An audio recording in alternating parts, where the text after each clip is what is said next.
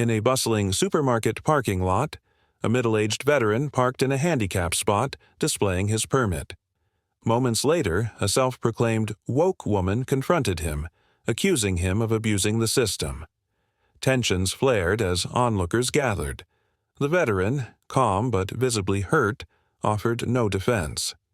Just as her tirade reached its peak, a bystander stepped forward, and what followed unveiled secrets, shattered assumptions, and left everyone questioning their own biases. Mark, a retired Marine with visible scars and a prosthetic leg, parked his truck in a handicap spot outside the busy supermarket. The December chill nipped at his face as he reached for his cane, ready to grab a few groceries and head home to his dog, Duke, but his mundane routine was about to be disrupted. "Hey, you don't look handicapped to me," a sharp voice cut through the lot. Mark turned to see a young woman, her purple hair vivid against the gray sky. Her shirt read, "Equality for All," and her phone was aimed squarely at him. "Excuse me?" he asked, his tone calm but wary. "You heard me. That's a handicap spot. You don't seem to need it. People like you abuse the system and make it harder for people who actually need those spots. Like my uncle," she said, her voice laced with accusation. Mark motioned toward the placard hanging from his rearview mirror. "This is my permit. I've earned it." "Earned it? Sure," she sneered. "My uncle's disabled, and I've seen how people fake these things all the time. Move your truck and stop being selfish." Mark stood still, suppressing the irritation rising within him. Years of military service had taught him to stay composed under pressure, but this was different. This was humiliation, and it stung. "Ma'am," he said quietly, "I don't owe you an explanation, but I can assure you I'm not faking anything." "Then what's wrong with you?" she fired back. "You look fine to me. Probably just another entitled guy thinking the world owes him something." A small crowd began to form, drawn by her raised voice. Some pulled out their phones, recording the altercation, while others whispered among themselves. Mark felt the weight of their stares but kept his composure. He turned to walk away, but her next words stopped him. "Walking just fine for someone handicapped, huh? What a joke." Mark paused, pivoting to face her. His calm demeanor cracked slightly. "I lost my leg in Afghanistan," he said, his voice firm but measured. "This prosthetic is the reason I need that spot." He tapped his leg for emphasis. "Now, if you'll excuse me, I'd like to get my groceries in peace."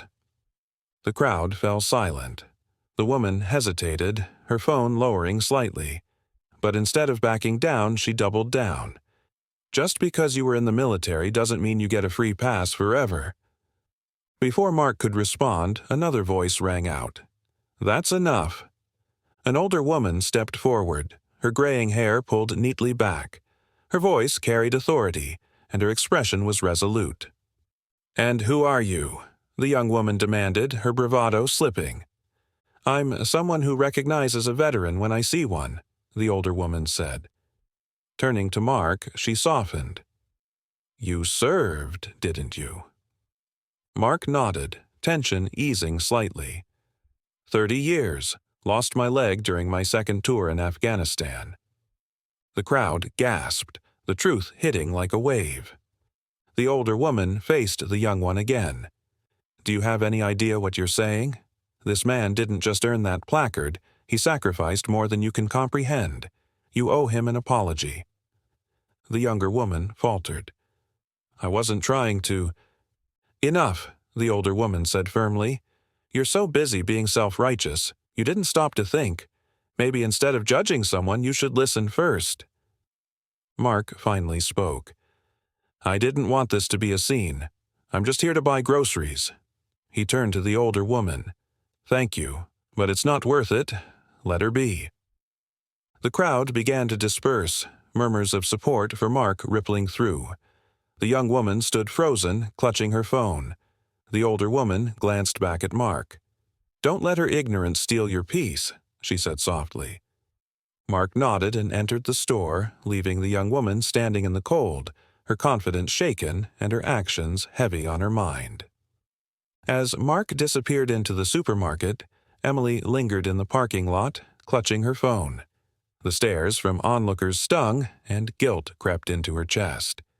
She had thought she was doing the right thing, hadn't she? Now, doubt clouded her certainty. Inside the store, Mark moved methodically through the aisles, his prosthetic leg clicking softly with each step. The confrontation replayed in his mind. He wasn't angry. He'd dealt with similar moments before, but they drained him all the same. Years of service and a devastating injury couldn't protect him from judgment. Pausing at the coffee aisle, he tightened his grip on the cart. A hesitant voice broke the silence. "Sir." A man in his 30s stood nearby, hands stuffed in his pockets. "I just wanted to say, thank you for your service." Mark gave a small nod, his tired eyes softening. "Appreciate it," he replied simply. The man walked away, leaving Mark to process the bittersweet moment. Outside, Emily sat in her car, replaying the scene over and over. Susan's parting comment, "Ignorance isn't an excuse," echoed in her ears. She slumped against the steering wheel. Every accusation she'd thrown at Mark replayed in her mind, and with each one, shame gripped her tighter. Mark's quiet revelation, Afghanistan, the prosthetic, shattered her assumptions. When Mark exited the store, he noticed her still sitting there. Hoping to avoid another confrontation, he started toward his truck. "Wait," she called, stepping out of her car hesitantly. Mark stopped, his expression unreadable. "What is it now?" I didn't mean to," Emily stammered. "I didn't know." "That's the problem," Mark said, his tone calm but firm. "You didn't know, but you judged anyway. It happens more often than you think." Emily's face reddened. "I thought I was doing the right thing," she murmured. Mark shook his head. "The right thing would have been asking before accusing. That's what respect looks like." "I'm sorry," she whispered, her voice cracking.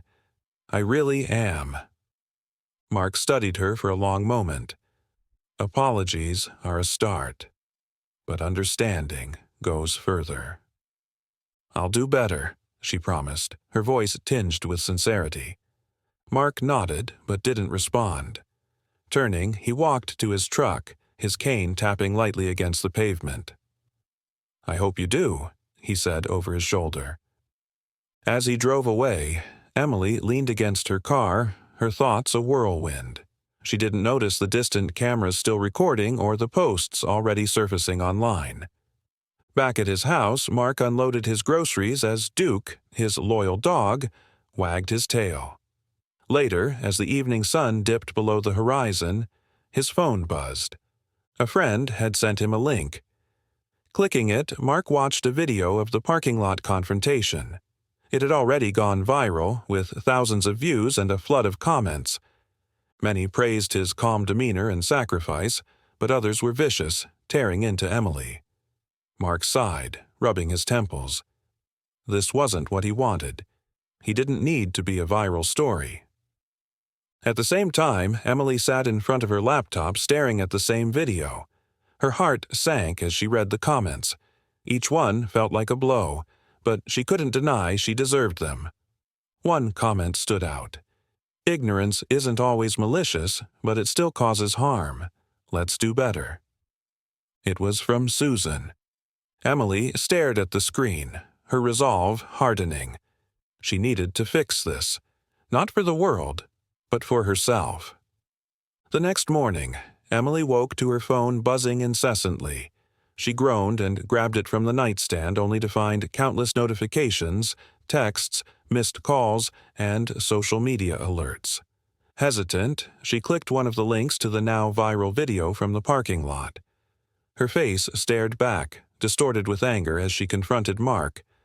The video captured everything: her accusations, Mark's quiet revelations, and Susan's stern intervention. The comments were merciless. Strangers labeled her entitled and ignorant, demanding a public apology or worse. Emily tossed her phone aside, her stomach churning with regret.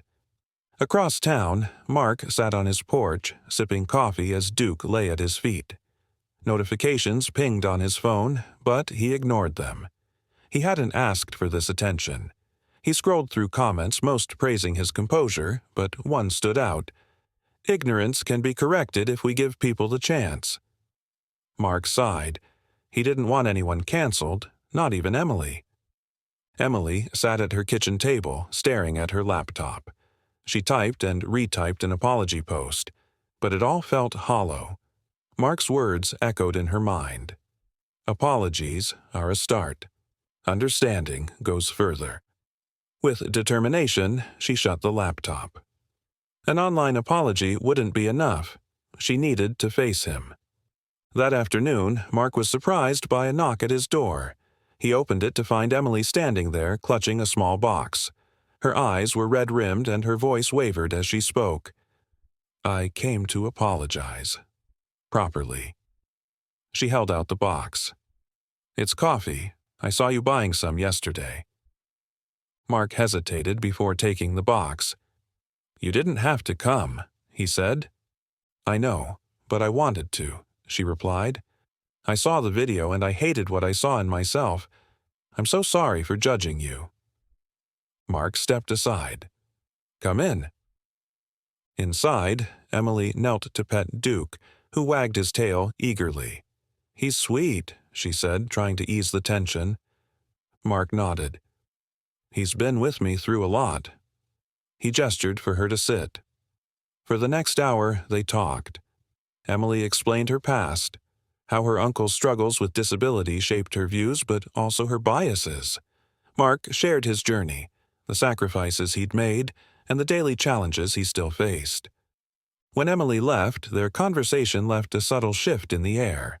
There was no perfect resolution, but there was something better, a moment of understanding. As Mark watched her drive away, he felt a weight lift. Maybe this could lead to something good after all. The days after Emily's apology were chaotic for both her and Mark. The viral video continued to spread, drawing attention from news outlets. For Emily, the backlash was overwhelming. Hate mail and calls for her resignation poured in, while Mark received a flood of visitors and messages, strangers thanking him or sharing their own struggles. Emily tried to avoid the noise, staying offline and ignoring reporters, but guilt gnawed at her. Her apology to Mark, though heartfelt, didn't feel like enough. She couldn't shake the memory of his weary yet kind expression as he listened to her. He deserved more than just words. Meanwhile, Mark sought solace in his quiet routine, walking Duke along peaceful trails and avoiding the media frenzy. But the unwanted spotlight lingered. Strangers treated him as a symbol of resilience, a title he hadn't asked for. Despite himself, he wondered about Emily. Her apology had been sincere, but her pain hinted at something deeper. One afternoon, Mark received an email titled, "An Idea to Make Things Right." It was from Emily. He hesitated before opening it, unsure of what to expect. "Hi, Mark. I've been thinking about what happened and how I can truly make amends. I'd like to create something positive to help others understand invisible disabilities and the value of empathy. If you're open to it, I'd love to collaborate. Best, Emily." Mark read it twice. A part of him wanted to ignore it, but another part, the one that had spent years mentoring and advocating for veterans, saw potential. After a long pause, he replied with a simple, "Let's talk." A week later, they met at a small cafe. Emily appeared nervous but determined. She outlined her vision: community workshops to promote understanding of invisible disabilities and empathy. Mark listened, occasionally nodding. By the meeting's end, he agreed to help. Over the following weeks, they worked together, crafting workshops that blended Mark's experiences as a veteran and Emily's insights from her uncle's struggles. They focused on dismantling biases and encouraging compassion. Their first event, held at a local library, drew a modest crowd. Mark spoke candidly about his journey, while Emily shared her transformation. Attendees were moved, some sharing their own stories and vowing to approach others with more understanding. The night of the event, an older man approached Mark after the session. His voice trembled as he said, "I've been bitter for years about how people treat my wife's condition. Tonight gave me hope." Mark thanked him, realizing the impact of their efforts. Emily, standing nearby, caught his eye. They didn't need to say anything. The moment spoke for itself. As they packed up, Emily turned to Mark. "Thank you for giving me this chance," she said quietly. "I know I didn't deserve it." Mark smiled faintly. "Everyone deserves a chance to grow," he replied. Walking into the cool night air, they both felt lighter. They couldn't undo the past, but together they were building something meaningful. Mark and Emily's workshops quickly gained traction, attracting audiences from all walks of life. Word spread as attendees shared their experiences, and what started as a small initiative began to grow into a movement. For Mark, the workshops were both fulfilling and challenging. Sharing his story brought old wounds to the surface, and he often found himself grappling with restless nights, haunted by memories of his time in Afghanistan. Duke stayed by his side, a constant source of comfort as Mark processed the emotional toll. Emily, too, was on a journey of self-discovery. Each session forced her to confront not only her past mistakes but also her deeper biases. She had always thought of herself as empathetic, but the workshops revealed how much more she had to learn. One evening, after a particularly emotional session, a young woman approached them. "Thank you," she said softly, clutching a notebook. "My brother has PTSD, and it's hard for him to talk about it. Hearing your story tonight, I think it'll help him." Mark nodded. "Tell him he's not alone, and if he ever needs someone to talk to, I'm here." The woman left with tears in her eyes, and Emily turned to Mark. "Does it ever get easier, talking about it?" "Some days," Mark admitted. "Other days it feels like ripping open a wound, but if it helps someone, it's worth it." As their workshops gained attention, a local reporter reached out, asking to feature their work. Emily was hesitant. "Do you think it's a good idea?" she asked Mark. "I'm not doing this for publicity," he said, "but if it spreads the message, maybe it's worth it." The interview aired a week later, showcasing their efforts and the stories of participants. The response was overwhelming. Messages of gratitude poured in from across the country. One came from a teacher in Idaho, thanking them for inspiring her to start a similar program at her school. Another came from a Vietnam veteran who shared how Mark's honesty had given him the courage to seek help. But not all feedback was positive. Trolls resurfaced the parking lot incident, accusing Emily of using the workshops to rehabilitate her image. The negativity weighed on her. "Maybe I shouldn't have done the interview," she confided to Mark one afternoon. "You can't let them get to you," Mark said firmly. "You know why you're doing this. That's what matters." Emily took his words to heart and pressed on. Each workshop brought new faces, stories, and moments of connection. She began to see her growth, not just in how she viewed others, but in how she viewed herself. For Mark, it was a step toward healing as he found purpose in helping others. At the close of another session, a participant approached them with a tearful smile. "This workshop changed my perspective," she said. "I didn't realize how much I'd been assuming about others." That night, as they packed up, Mark turned to Emily. "You've come a long way," he said. "So have you," she replied with a smile. Under the glow of the streetlights, they walked toward their cars, ready to face whatever came next. Months passed, and the workshops grew beyond anything Mark and Emily had imagined. Invitations poured in from schools, community centers, and even corporate offices. Their message of empathy and understanding was spreading far and wide. For Mark, the growth brought pride, but also unease. Sharing his story with so many people left him feeling exposed. Despite his years in the military, this kind of vulnerability was new. At home, he found comfort in Duke's steady companionship, helping him recharge for the next event. Emily, meanwhile, stepped into a leadership role she hadn't anticipated. Organizing events and coordinating logistics became second nature. But even as she thrived, she couldn't fully shake the shadow of the parking lot incident. She still felt she had something to prove. After a large event at a local university, Mark and Emily lingered in the empty auditorium. "Did you ever think it would come to this?" Emily asked, her voice a mix of exhaustion and amazement. Mark shook his head. "Not in a million years. I thought I'd spend my days avoiding people, not standing in front of them, sharing my story." "You're good at it," Emily said with a small smile. Mark chuckled. "Maybe. Or maybe it's just the Marine in me. We're used to talking in front of groups, though it's usually about strategy, not empathy."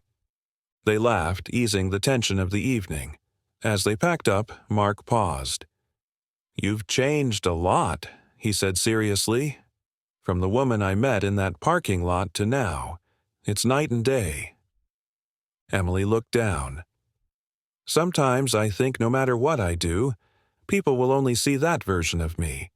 The angry, self-righteous person who judged without thinking." Mark placed a hand on her shoulder. "People can't define you unless you let them. What you're doing now shows who you really are. That's what matters." That night, Emily wrote a blog post about her journey, detailing her mistakes, what she'd learned from Mark, and the transformation she'd undergone. She hesitated before hitting publish, but when she did, the response was overwhelming. Messages poured in, praising her honesty and vulnerability. Mark read the post the next morning and said little, but when they met at their next event, he gave her a nod. It was all the validation she needed. Soon, they were approached by a nonprofit that wanted to fund their initiative, offering resources to expand their workshops nationwide. The prospect was daunting, but the thought of reaching more people inspired them. Their first national workshop was held in a packed auditorium. As they stood before their largest audience yet, Mark glanced at Emily and gave her a reassuring smile. She nodded and stepped forward. "Welcome," she began, her voice steady. "Tonight we're here to talk about empathy, understanding, and the power of change. But first, I want to tell you a story." And with that, their journey continued, each step paving the way for a more compassionate world. The momentum from the national workshop carried Mark and Emily into a new phase of their journey. Requests poured in from across the country, affirming the importance of their message. Their calendar filled quickly, leaving little time to reflect. Mark was humbled by the growing impact of their workshops, but the toll of revisiting his experiences began to wear on him. Duke, his constant companion, sensed his unease and stayed close. Despite the emotional strain, Mark pressed on, driven by the stories of the people they were helping. For Emily, the initiative's growth symbolized her personal redemption. Each workshop felt like a step toward proving her transformation, not just to others, but to herself. Yet, as their spotlight grew, so did the criticism. While many praised her honesty, others questioned her motives, accusing her of trying to erase her past. One evening, after a long day, Emily and Mark sat in a quiet diner near their latest venue. "Do you ever feel like this is too much?" Emily asked, exhaustion evident in her voice. Mark nodded slowly. "Sometimes. But then I think about the people we've reached. That keeps me going." Emily sighed. "I still hear those voices, the ones saying, 'I'm only doing this for myself.'" Mark leaned back, his gaze steady. "People will always have something to say, but the ones who matter see what you're doing now. You've earned your place here." That night, Emily drafted a speech for their next event, determined to address her doubts head-on. When the day came, she stood before the audience, her heart pounding. "A year ago," she began, her voice clear but emotional, "I made a terrible mistake. I judged someone without knowing their story, and it changed both our lives. That moment forced me to confront my flaws and learn what empathy truly means. I'm not perfect, but I'm here because I believe we can all learn to do better." The room was silent, her words hanging in the air, before applause erupted. Mark stepped beside her, placing a reassuring hand on her shoulder. "You've come a long way," he whispered. As their initiative grew, they learned to pace themselves. Mark found solace in long walks with Duke, while Emily turned to journaling. Together, they struck a balance that allowed their mission to thrive without burning out. By the end of the year, they had reached thousands, sparking conversations about empathy and understanding in communities long untouched by such topics. Their workshops had become catalysts for meaningful change. At their final event of the year, Mark turned to Emily as the audience dispersed. "This is just the beginning," he said with a faint smile. Emily grinned. "I wouldn't have it any other way." Under the glow of the stage lights, they stood side by side, ready for whatever the future would bring. The new year brought challenges and triumphs for Mark and Emily as their initiative expanded. The nonprofit funding allowed them to scale their workshops, reaching cities they'd only dreamed of visiting. Each new location brought unique audiences and stories, reinforcing the value of their work. For Mark, the constant travel and emotional toll of revisiting his past began to weigh heavily.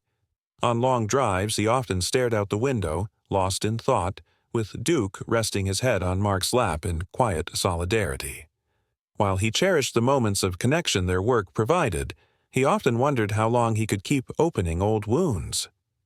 Emily, meanwhile, found herself more in the spotlight. With the media tracking their progress, she became the face of their workshops. While she had grown into the role, doubts lingered. Online comments questioning her sincerity still stung, and the pressure to prove herself never fully went away. During a workshop in Denver, a young man approached them after the session. "Thank you," he said nervously. "My dad's a veteran, and he struggles to talk about his experiences. Hearing you tonight, it gives me hope that one day he'll open up." Mark smiled, placing a hand on the man's shoulder. "Give him time," he said. "Sometimes it's not about the words. Just being there matters." As the man walked away, Emily turned to Mark. "Does it ever get easier?" she asked softly. Mark shook his head. "Not really. But moments like that remind me why we're doing this. It's worth it." Their work continued, but the weight of their efforts began to show. One evening, Emily found herself overwhelmed as she reviewed their packed schedule. Mark noticed her frustration and gently took the calendar from her hands. "We need to breathe," he said. "Let's take a break." They postponed their next few workshops, taking time to recharge. For Mark, it meant quiet walks with Duke and reflecting on how far they'd come. For Emily, it meant journaling her thoughts and reconnecting with herself. It was a small but vital reset that neither realized how much they needed. When they reunited, the difference was clear. They were re-energized, their passion reignited. At their next session, a middle-aged woman approached them with tears in her eyes.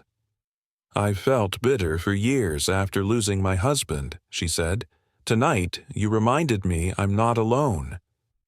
Emily hugged her, her voice soft but steady. "Thank you for sharing that. It means more than you know." As they packed up, Mark turned to Emily. "We're doing good work," he said simply. "But we have to take care of ourselves, too." Emily nodded, her expression resolute. "You're right. This isn't just about helping others. It's about finding balance." Under the parking lot lights, they shared a quiet moment of understanding. Their journey was far from over, but they were ready to face what came next, together. As the year progressed, Mark and Emily's workshops became essential for communities seeking healing and understanding.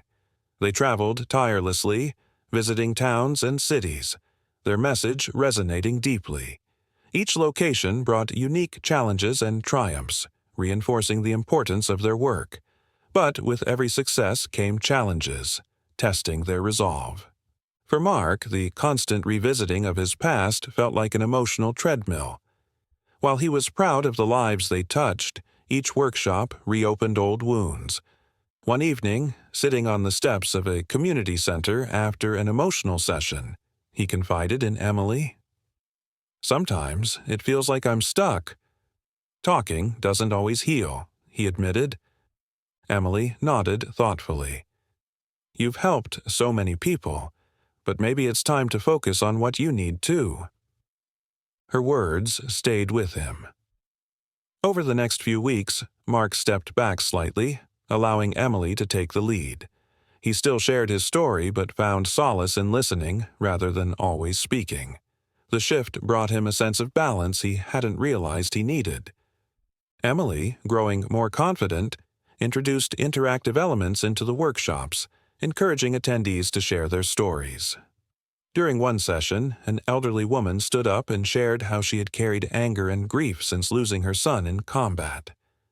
Tears streamed down her face as she said, "Tonight, I feel like I can finally let go."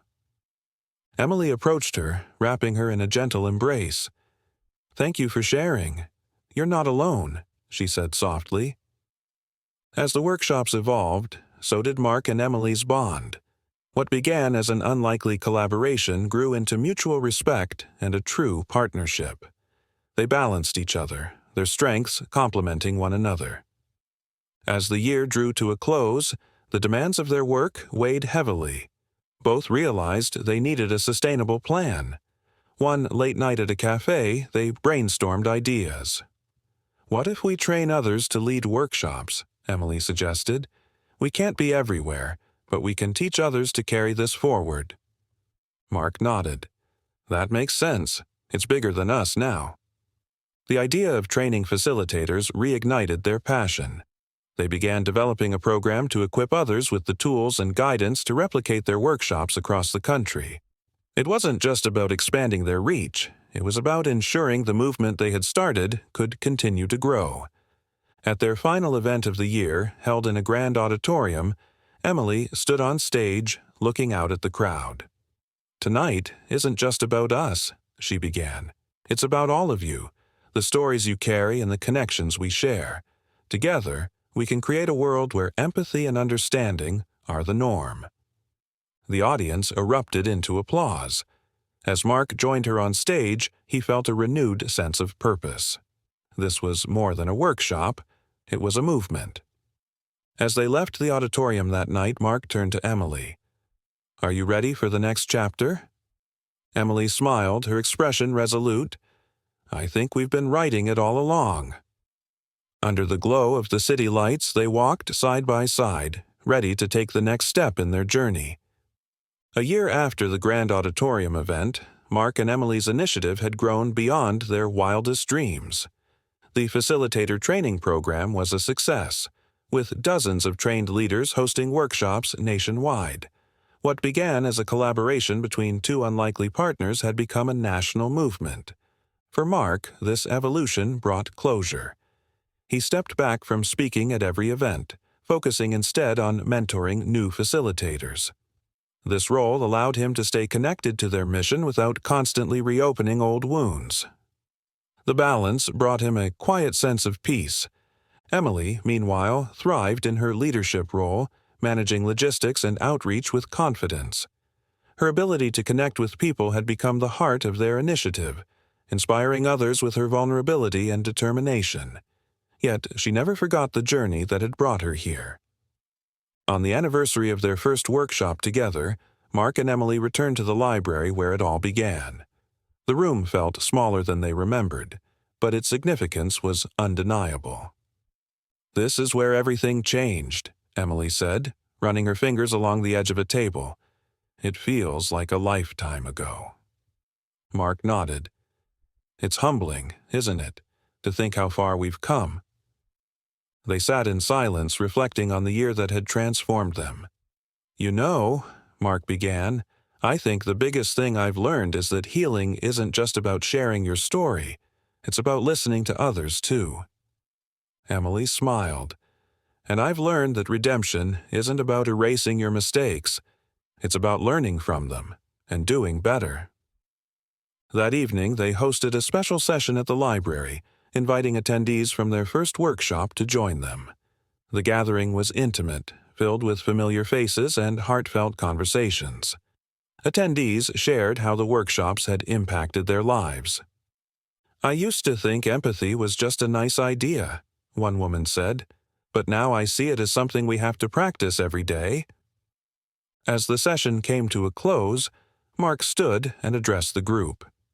"This movement isn't about Emily or me. It's about all of you, the stories you've shared, the changes you've made, and the connections you've built. Together, we've proven that empathy has the power to transform lives." The room erupted into applause, and for a moment Mark and Emily stood side by side, soaking it all in. It wasn't just a celebration of their journey. It was a testament to what was possible when people came together with open hearts. As the attendees began to leave, Mark turned to Emily. "You've done good work," he said quietly. "So have you," she replied with a smile. Walking out into the crisp evening air, they felt a profound sense of peace. The journey that had started in a parking lot was far from over, but they knew they were exactly where they were meant to be. Under the glow of the streetlights, they parted ways, each carrying the torch of their shared mission. Together, they had built something that would outlast them, a legacy of empathy, understanding, and hope.